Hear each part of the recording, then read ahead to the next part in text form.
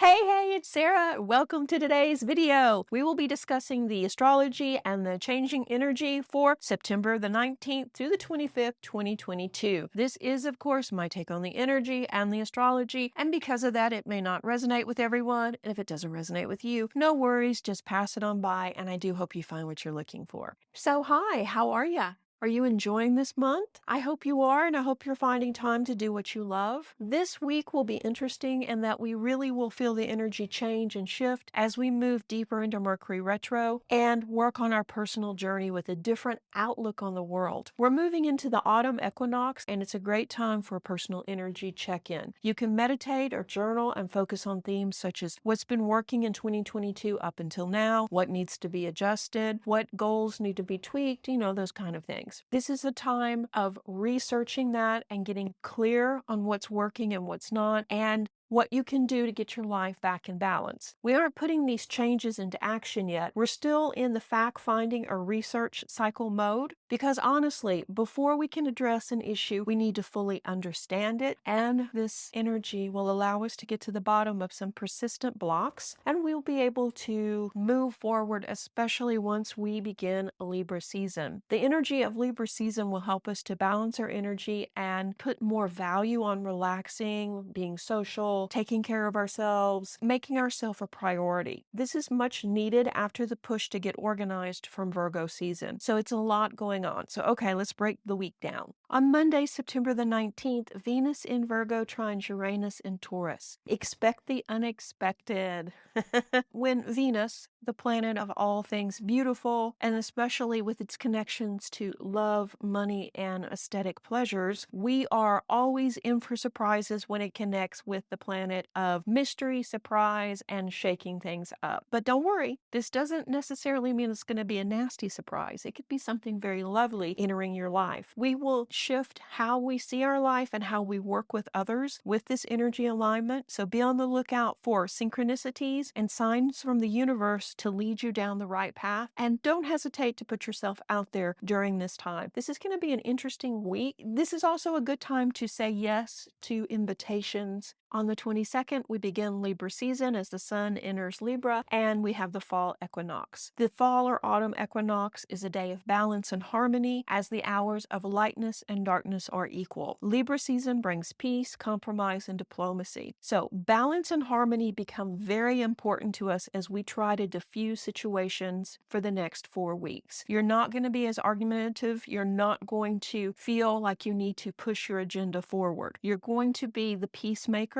and we're going to see a lot of people just kind of relax. So also on the same day, Sun in Libra conjunct Mercury in Libra. With Mercury misdirecting our communications, we must read over any and all important contracts before signing. And this isn't the week for large purchases. If possible, postpone them till mid-November, where you will have less worries. If you have to buy something during this week, I would suggest that you opt for the extended warranty or insurance. Same goes for travel this week. Expect delays, mishandled luggage, snarled traffic, and be sure and buy insurance. During this time, major decisions require careful consideration, so don't immediately commit to something without giving yourself time to think it through and read the fine print. If you're being asked to meet up with friends for coffee, of course, that's fine, go. But if it's something like buying a new automobile, renewing your lease, something like that, yeah, you definitely want to postpone that if you can. And if you can't, be sure that you read all the fine print. So on Friday, September the 23rd, we just left Virgo season,